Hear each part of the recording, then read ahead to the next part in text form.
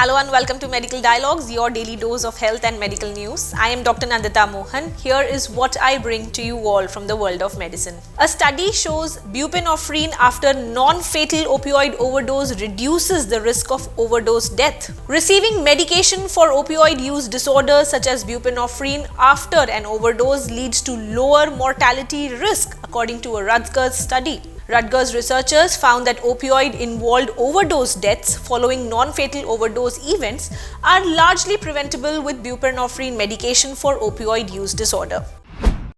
VCP or P97 as a therapeutic target in KRAS-mutant pancreatic cancer.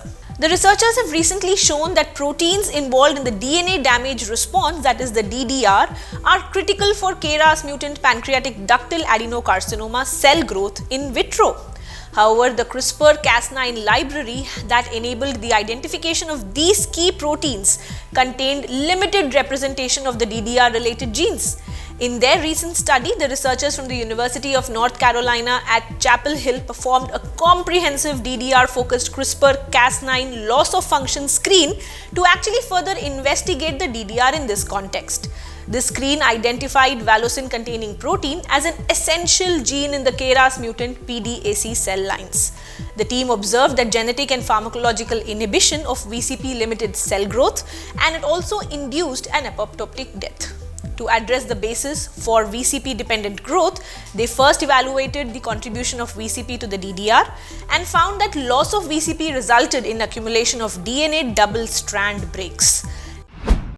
Saving more lung tissue in lung cancer surgeries supported in a new study. The traditional treatment for early stage non-small cell lung cancer is a lobectomy, whereas a surgeon eradicates cancerous tissue by removing the entire lung lobe.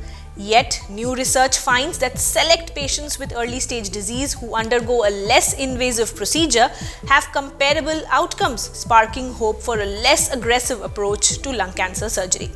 So the 10-year study, published in the New England Journal of Medicine and led by the University of Chicago Medicine medical oncologist Everett Vokes, adds to evidence that supports a new standard to preserve lung tissue in cancer patients whenever possible.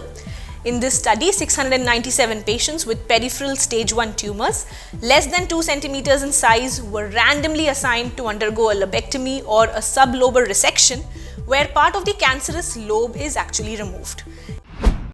That's all for today. Stay tuned to Medical Dialogues for latest updates. Never miss a medical update from Medical Dialogues. Like, subscribe, and press the bell icon.